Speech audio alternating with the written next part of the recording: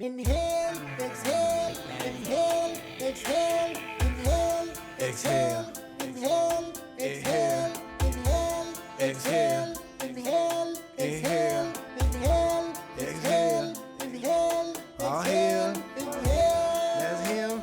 That's him. That's Vic. That's me. That's sick. That's me. That's nasty. That's But nasty. that's classy. That's classy. And that's flashy. That's flashy. And that's real. That's real. I get past me. I get past. Don't worry about it. I'm here, boy. Yeah. And I'm real, boy. Yeah. So how did I get here and now? So I was born and raised in Pensacola, Florida. And when most people think about Florida, they may think Sunshine State, or they may see visions of Miami or Orlando. But Pensacola, while it's in Florida, is in the Panhandle. And if Florida's shaped like a gun, Pensacola's at the tip of the gun. And it's basically lower Alabama. So while in Florida, we're pretty much country people. Grew up poor, didn't know how poor I was, or that I was a quote-unquote poor person, until one day at school, I brought some canned goods in to give to the quote-unquote poor people. And that afternoon, when I got home, I had canned goods delivered to my house, and that's when I realized that, hey, I was one of those poor people. Didn't know it at the time. Mom did a good job of providing everything that I wanted as a kid, and as kids, you know, you really don't have a reference to compare yourself to back then. I don't know how it is nowadays with social media, but we didn't know we were poor. We enjoyed ourselves and we had fun. I was a quiet kid. I was an only kid for 5 years until my brother came into the world, and I had to grow up quick. I had to learn quick, and I was pretty self-sufficient. I remember walking to school at an early age. The school was close to where I was born and raised. Pensacola Village is where I pretty much grew up. And it was a ghetto, projects, if you will. And the thing about Pensacola is you can move out of the congested projects and still be in the ghetto. You can have a ghetto person with land. Not like in the larger cities where it's high rises and stuff, but you can have a ghetto where you actually have property. I guess you can say it's similar to like California in some areas. But I was a quiet kid. I remember getting picked on and getting bullied for being quiet, being smart, and just being to myself. I always knew that I was going to get out of Pensacola. I knew that wasn't for me. And I felt that my mind was going to be one avenue to get out of there. So I took school seriously and was, you know, good at it, good at book stuff. Made pretty good grades, and that was part of the problem, coming up in the hood and being a nerd, if you will. You weren't exactly popular, you weren't exactly one of the cool kids. Never exactly been one of the cool kids. Even now as an adult, the things that I'm interested in and that I'm passionate about are not quote-unquote cool, so it's interesting. I'm still a nerd, just on a different level. Story about bullies, a few come to mind. I came to a point where I started to fight back. I remember one story in the back of the village where I was outnumbered. It was just me, and it was some other kids there, and one of the main bullies and his little group of posse, or whatever you want to call them. And they were picking on me, and I got upset to the point where I started crying. And I cried for basically 3 reasons: being highly upset, being overjoyed, and just being highly emotional. And that was a point where I was mad. So I got tired of being picked on, tired of being bullied, and so I swung at him with everything that I had and ended up missing him, which could be a good thing, right? Because I was definitely outnumbered. Who knows what would have happened. But I remember he laughed it off, but the people that were around him, they were kind of surprised that I swung, and they were saying, well, you know, if he would have connected with that, that would have, you know, who knows what would have happened. But I think after that point, they saw that I was going to fight back. I wasn't a punk, and they kind of left me alone. But I still had other instances with bullies, and I didn't get into a lot of fights, but when pushed to a certain point, I would fight back. And the people that bullied me were some of the people that were just, I didn't bother anybody, but they bothered me, and it tended to be the the biggest bullies. But anyway, grew up short, kind of chubby. Started to stretch out more in high school, got into playing basketball. Again, never was popular, stayed in school, stayed getting my grades, and just really focused on being a good person and getting out of Pensacola, doing what I needed to do to get out of there. I knew that place wasn't for me, so after I graduated, I was out of there. I actually had my 18th birthday in college, just the way my birthday lined up. I was a bicentennial baby. I was born at Sacred Heart, and yeah, Pensacola it was a memory. I never looked back when I left. Graduated with a mechanical engineering degree, and it was hard. It took a while to get through school because just all the distractions that were around, and truthfully, I wasn't as focused on education as I am now. So if I had the same mindset that I do now, I probably could have done a lot better in school. But that's just part of my journey. In school, aside from graduating, I met some lifelong friends, got a love for music. I was always into poetry, and I remember in middle school I won a contest for a poem about Martin Luther King, and it was my first time getting recognized for poetry, and ever since then I used to do poetry and art. When I was artistic, loved music. I remember having a boom box, playing old school Slick Rick and stuff like that, where the actual boom box had the rewind and play buttons to where you could almost scratch, and I got to the point where I can do the timing to get them to repeat the same words as if I was a DJ. Had a love for nature back in the village. Remember having an affinity for birds, and me and a friend of mine, we shared that. So graduated from college, and the people that I was with, we learned how to create our own music. I was into music in high school and really took it more seriously when I got to college, when I met these other guys that were serious as well. And we wanted to do a demo. And so we did a demo, and as I was working with the producer, I realized that he didn't care as much about my music as I did. So I sought to learn how to produce myself. And so I ended up buying my own equipment and learned how to produce and mix and edit and all that stuff. Never learned how to read or write music, so I just play by ear and basically can create things that sound good to me. So that's my gauge. And I remember in college we got picked for this Alizé Fat Track contest, and we flew up to New York as one of 3 finalists for the song that we did about Alizé.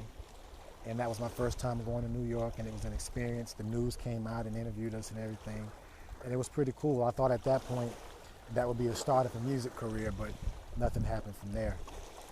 One of my good friends did have a music career, and that showed me that it was possible. And I've always had a passion for music, still do. Graduated college, got my first job as an engineer at Motorola. And this is back when Motorola was more popular than they are now. They had the Nextel phones. That's the division that I worked in, the two-way chirp and everything. This is right after or around the time of the Razor, and the Razor was very popular. I came under them as an engineer doing pro engineering work, designing packaging and doing engineering drawings for packaging. That's how I got into packaging.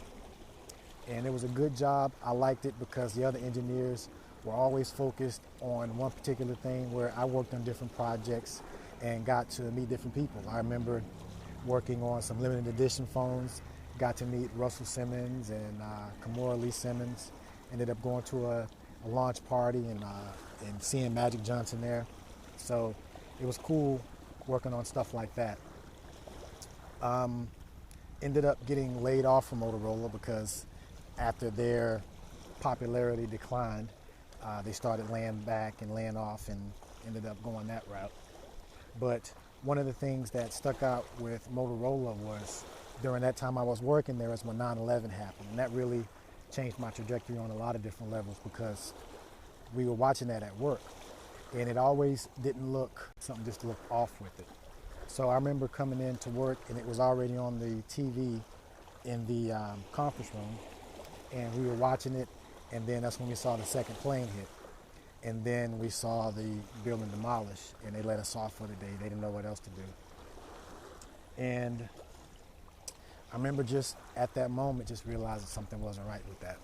And so I really started to dig into it and look into what really happened. And that's when I got into conspiracies. And I'm not a conspiracy theorist, but there's a lot of things that are hidden. There's a lot of occult things that are in plain sight that you can research for yourself. And one of them is 9/11. The smoking gun for me was Building 7. Most people don't know that 3 buildings fell during that day, and 2 were hit by a plane and 1 wasn't. All 3 fell within their footprint, and the smoking gun to me was Building 7 because it wasn't hit by a plane. There were small pockets of fire, which the firemen said that they can put out, and it was demolished within its own footprint. And I know some firefighters, and I talked to them about this, and they don't quote-unquote pull buildings. That's a demolition term. To demolish a building, you have to have explosives planned in the right places and set off at the right time so that, the building falls within its own footprint. So that's when I saw that, something like that was possible. And it was hard to grapple because you wouldn't believe that somebody would do something like that on purpose. But as you research the history, you see that there's a lot of things that this country has did that weren't exactly cool. And being a black man in this country, art treatment was legal at one point. So, you can look at that as well. So as I started looking at the things that were going on and how we were being manipulated and lied to, I wanted to look at what was the crux of it. What was the main conspiracy as you go deeper and deeper and deeper. And as I did my research, I found that that was the spirituality. That was the biggest conspiracy, and that was the one that would unlock everything. And that's what I decided to focus on.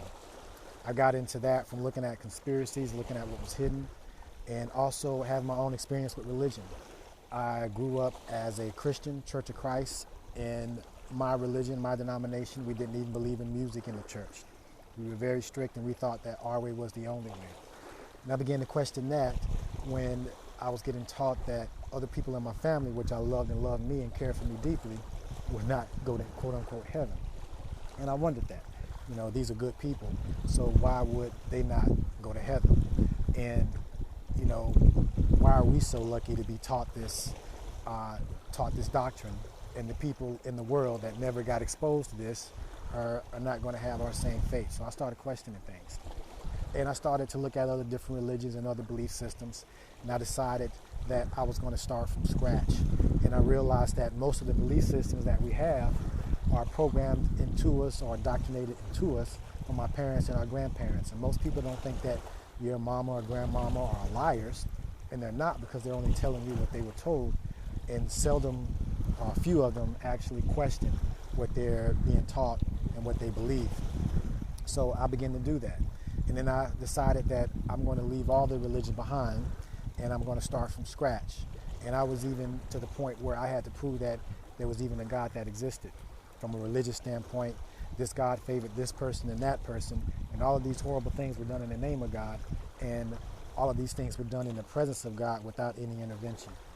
And imagine all the prayers that were sent to God with all of the horrific things that happened that God didn't intervene. So I questioned that. And I listened to a lot of things. I listened to atheists, I listened to religious people, and I decided that I was going to have my own experience and deprogram myself and figure out what I was going to believe for my own self. So I did that. And I started with nature, what you see behind us. Nature was one thing that we didn't create, and that is something that we all can agree on we didn't create, and it's something that scientists study, and that there's beauty in it. There's a lot of things in nature. So I started with nature. And I looked at nature, and I looked at the ratios in nature, and the probability of all this happening by chance was astronomical. So you see that there's an intelligence behind all of this that allowed everything to happen. When you look at the constants of the universe, if they were off by this amount and that amount, none of this would happen. So you can say that was chance, or you can say that was fine-tuned. So if you look at it from a fine-tuned standpoint, you see that those same ratios are within you. And nature is extremely creative. None of these leaves are exactly the same, But the same ratio, the same formula that creates the leaves is within all of nature and within you as well. Just like the same elements that are in galaxies and universes are within you as well. So that was something that led me to believe that, or experience for myself, well, it started with a belief that there was an intelligent force behind all of this stuff. And from a scientific standpoint, it made sense. I'll let the motorcycle pass. So from that standpoint, seeing and realizing that it made scientific sense that there was a creative force in the universe, I sought to see my connection to it. And that's what led me into the spiritual path. And in that path, I listened to a lot of different people. A few stand out. A few are Anthony DeMeo, Alan Watts, among others. But those are the two that really stuck out to me. I like listening to Marcus Garvey as well, because I like how he wanted to be on par intellectually with anybody on this planet, regardless of his skin tone. So I like the way Anthony DeMeo spoke, and I like what he did as far as leaving behind his lectures in a way that was easy to understand. And he talked about waking up very matter-of-factly. And that's something that intrigued me, because he made it seem like it was something that anyone can do, and that it was, our natural state, and that, spirituality is waking up. And me wanting to be a good person and wanting to do good, I wanted to do that on the highest level that I could. And realizing that there's a lot of self-hate that we're programmed with, there's a lot of doubt that we're programmed with, there's a lot of inferiority that we're programmed with, just being a black people in this country. It takes a lot of work to realize that you're worthy of having your own experience, of realizing the divinity that you have within you, realizing that you're not cursed and that you're blessed and that you have the ability to create your own reality. So listening to those talks over and over, I began to do my own work, began to look at myself, and begin to question myself, my beliefs, and refine myself, if you will. And through that process, and it is not easy, and it is difficult work. That's why a lot of people don't do it. It's easier to want to place the responsibility on someone else than to place it on yourself. It's a lot easier for you to want someone else to save you than to save yourself. But I did the hard work. And that led me to the realization that it was true, and I wanted my own experience. And I was documenting things up to that point. And then one day in the Everglades, which was a day like today, cloudy, but not as hazy as it is here, I was looking up in the sky. I used to go to the Everglades to be in nature, just like I'm here now, looking up in the sky. And I saw a cloud, and at that point, I was imagining what it was like to be up in the clouds. So looking up at that cloud from the bottom, I actually had an out-of-body experience where I was looking at that cloud from the top. And looking at the cloud, I thought to myself, well, how am I looking without eyes? How am I thinking without a brain? Is this me? How do I have a personality? Is this me? And as soon as I thought that, I was back into my body. And then at that point, I basically saw through the matrix, saw the illusion, saw through the illusion that separation is the illusion. And I knew for a fact that there's another state of consciousness that you can reach.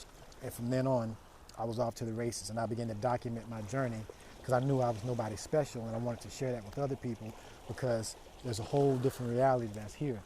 It's almost like a radio station tuned into one frequency, broadcasting a certain level of consciousness, and that isn't the only station that can be played through that radio. You can tune the knob and see another station, or hear another station, maybe hear more harmonious music.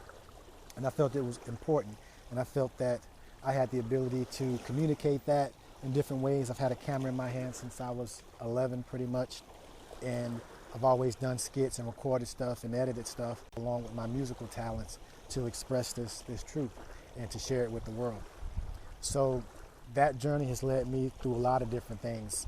Once I realized that this was a matrix and that you can wake up to it and there's other levels to it, I began to study it even deeper and was on the spiritual journey and wanted to know why this wasn't common sense, why this wasn't mainstream. And you see that there are reasons for that, because that's how the 1% can control the 99% if you don't know your own self-value, your own self-worth, and the divinity that's within you. And I realized that and began to speak out on that. And I did not think that I would get the level of resistance that I did externally and internally from family, and it's cost me a lot, but those things that it cost me were superficial in the long run. And though I'm able to accept my aloneness now, I'm in a lot more peace than I was before, and there's a lot less distractions. So I'm still on this journey, and it's led me all the way to here, Memphis, Tennessee. And didn't know anything about Memphis until I came here, and I see there's a lot of history here. There's a lot of musical history. There's a lot of civil rights activism history here, and even just the name of the city and the history and relating to an analog of Egypt. So it's just interesting, as I'm always learning. It makes sense to be here. I think this is where some wonderful things are going to happen. So that's how I got here to this point, and the rest of the story is pretty much online. So what am I passionate about? Well, I'm passionate about truth, passionate about creativity, I'm passionate about nature, I'm passionate about being the best person that I can be. I feel that life is not just meant to come here and work a 9 to 5, retire and die. I feel there's more to it than that. So while I'm here, I want to be the best human being that I can be. And I look up to people that change things just by doing the right thing, doing good, speaking truth.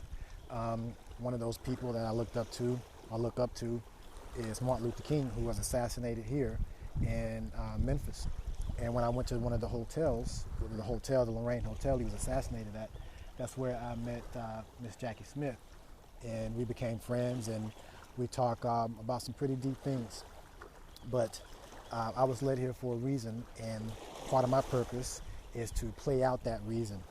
And in my life, in my mind, one of the things that makes a person a good person is helping other people. And I want to do that on the highest level that I can.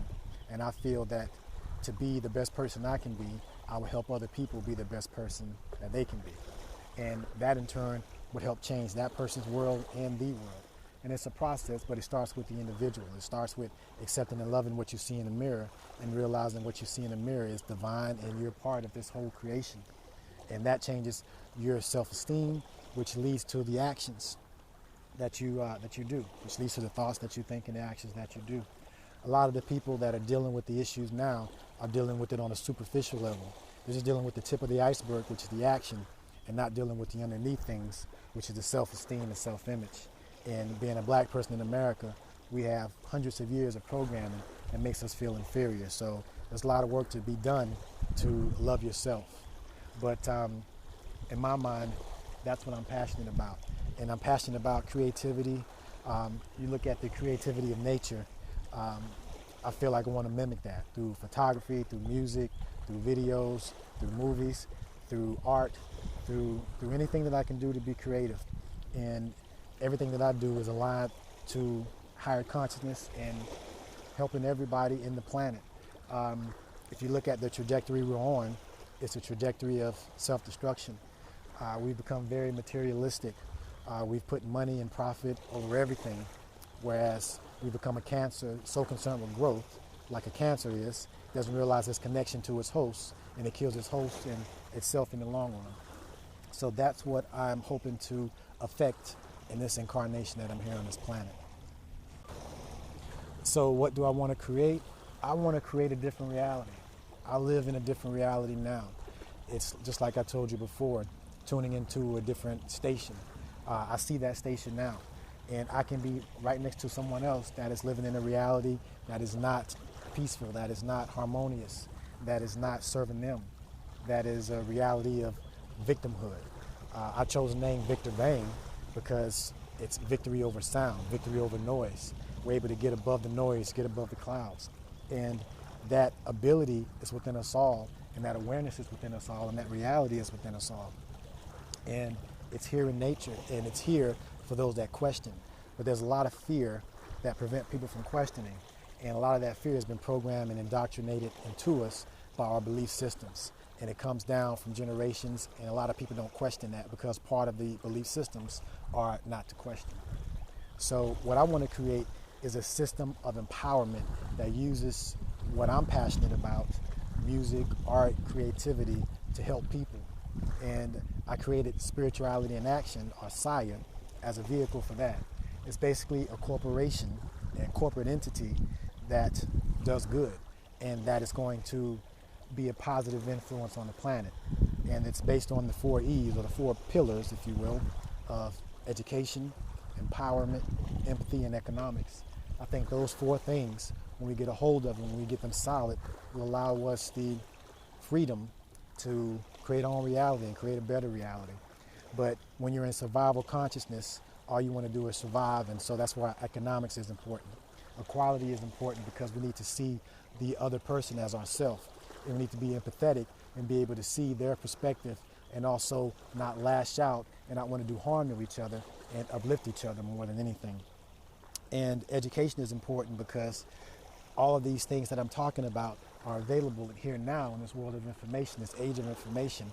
But if education is not important and being smart is not the cool thing, then you will never learn, you will never know. So those things are comprised, or the foundation of SIA. And what we do basically is we use our creations and profit from our creations to create change in the community.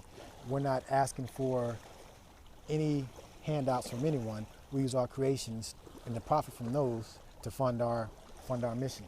I use Black Panther, the movie, for example. At the end of Black Panther, they were going to set up this outreach center, if you will, in the hood.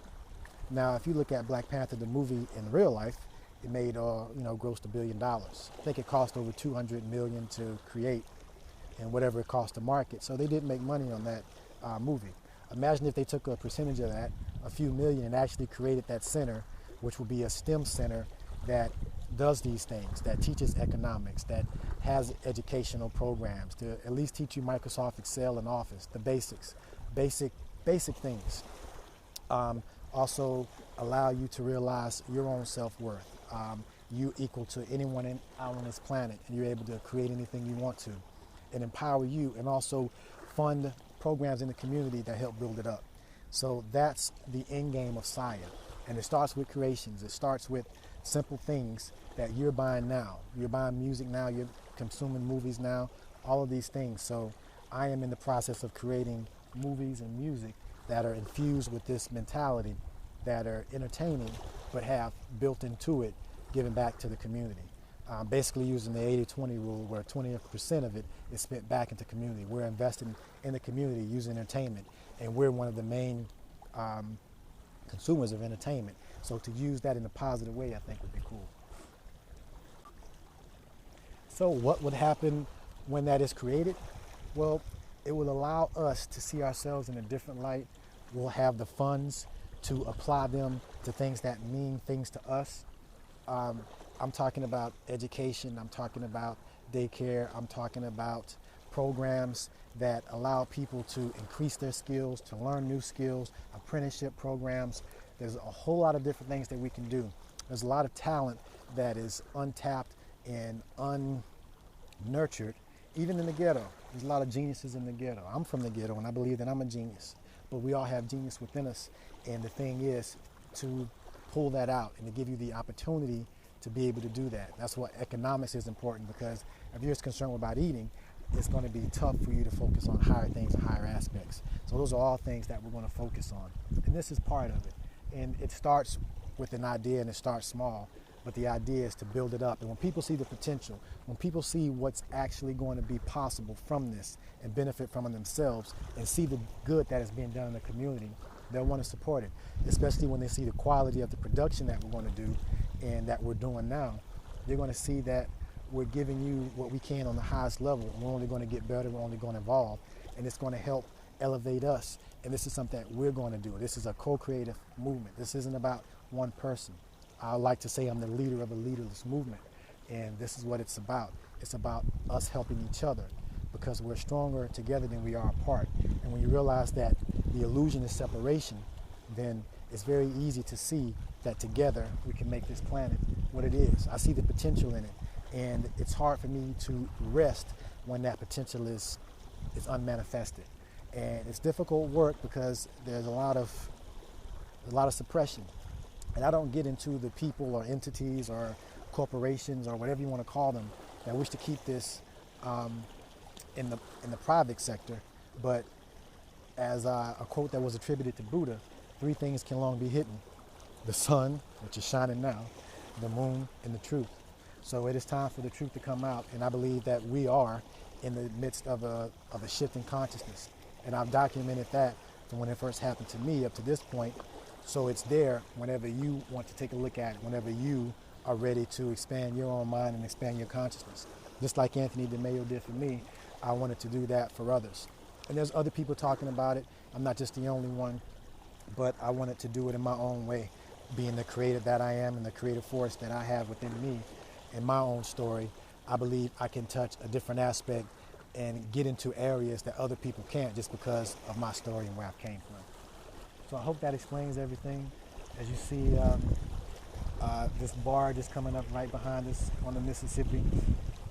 And yeah, to me, that just signifies the blessings that are going to come with spirituality and action. And it's a slow process. You look at that big barge and you look at all the goods and all the things that it can bring, and it's controlled with the small rudder. And your life is controlled with the small rudder, and those controls are internal. Just like a radio, the biggest speakers on the planet can be controlled with a small dial, and you're able to tune that to a different station. It also reminds me of the Mississippi in this country and how cotton was a big commodity back in the day. And they used to use Mississippi to get cotton in and out of Memphis. But there's still the slave mentality that's going on. There's still a lot of slave mentality within us. And that mentality needs to change.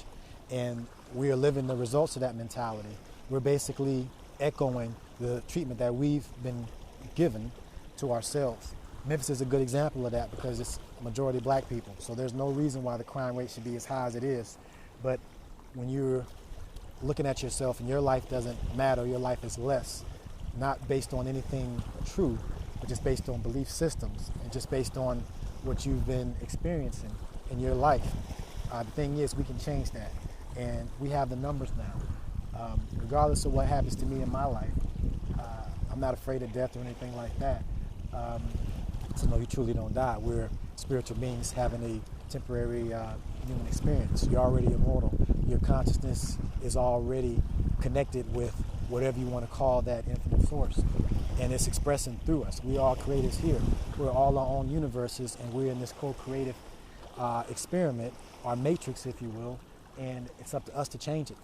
We are able to respond, so we are responsible.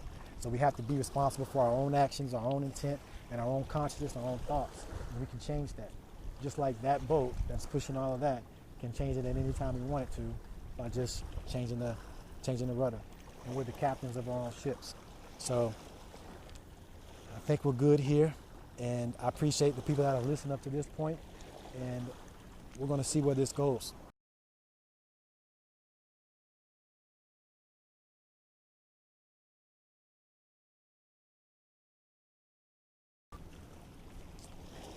So one of the things during this journey I was looking at was a presidential run. And I have the forms printed out, and I'm going to submit them. And my good friend Jackie has already told a few people that I'm running for president, and I told her I hadn't submitted the forms yet, and I will. This whole political system is a trip. It reminds me of wrestling, where I know some of y'all think that wrestling is real. Not Olympic wrestling, but WWE or WWF or whatever they call it. Some people believe that wrestling is real. And, you know, you can do your own research on that. But if you look at something that's entertainment, the referee is supposed to basically be the balance and not allow for bad things to happen or cheating to happen. You look at a referee in a professional sports game, they're supposed to be unbiased. You look at a referee in wrestling, there's only one referee, and you got all these cameras filming the things, and you see that someone was cheating, but yet they still win. It reminds me of politics. And you can see that the actors in wrestling, they may fight each other on stage, but they're friends behind the scenes, or they may work out together behind the scenes. Same thing with politics. It's a show, it's a farce. The media is supposed to be the referee in politics, but if you look at what the media does, they're not refereeing. They're allowing these things to happen. And it's up to us to change it.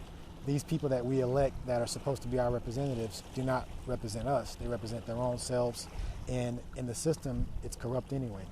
You got lobbyists, you got all of these things that contribute to a corrupt system. We're able to change that, not through protesting, not through other means, through other means. And these are the things that I want to start with. One is education. One is to show you that the system is flawed. And I've done my research on the system. I looked into the last election and all the money that is spent on elections and where it goes. A lot of it goes to advertising, goes to the media. It doesn't really go to helping anything. So a lot of that money is wasted on campaign ads that are slanderous and talk bad about other, candidates and sling mud and all that stuff. So I'm not going to participate in all that. But the question always comes up, how are you going to fund your campaign and what is your message? And I'm a scientist at the end of the day. I'm all about truth, regardless of where it leads and regardless of what I think about it. And I believe we need more logic, science, and reasoning in politics. And it's hard to do that through the system because the system is set up to perpetuate itself. So that's why I'm showing you a perspective outside of the system and showing you what the system does. So I'll put in my paperwork just as a protest, not expecting anyone to support me because, again, with the belief system on religion, there's still belief systems in politics. And people believe in the right-left paradigm. And the thing is, for a bird to fly, both wings have to work. So there's always going to be that dynamic that they place against each other, one fighting the other, the good versus the bad. When really, they should be working together to help the country. So I want to show you that perspective.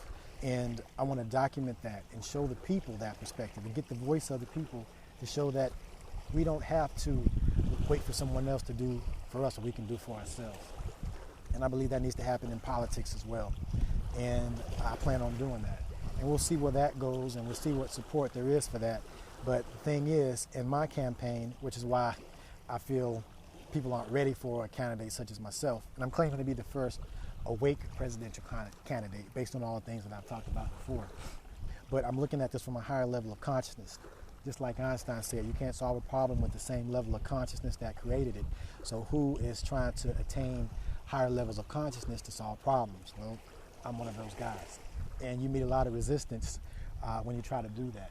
And it's not that your solutions would not work. It's just that it's different and change, and people fear change. But change is a constant. These waves are going to always come in. 1 second it's not going to be like the next. And as I mentioned in one of the talks that I did at work, and it's funny, I'm not even going to get into that, but I said that when you're concerned with what happened in the future, what's happening in the future, what could happen in the future, or what's happened in the past, you lose all your power that's in the present moment.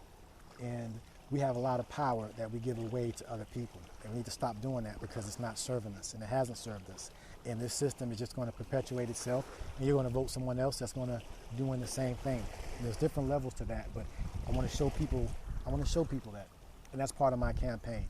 And we'll see where that goes, but you'll at least see, it'll be in the record, that this guy who claimed to have woken up in the Matrix did run for president on this platform of equality, of education, of economics, of empathy, and wanted to share that experience with others and show them that you can create change for yourself without having to go through a corrupt system that is run by lobbyists and corporations. And it's really lost contact with who it's for and doesn't do as much good as I believe it could for the people.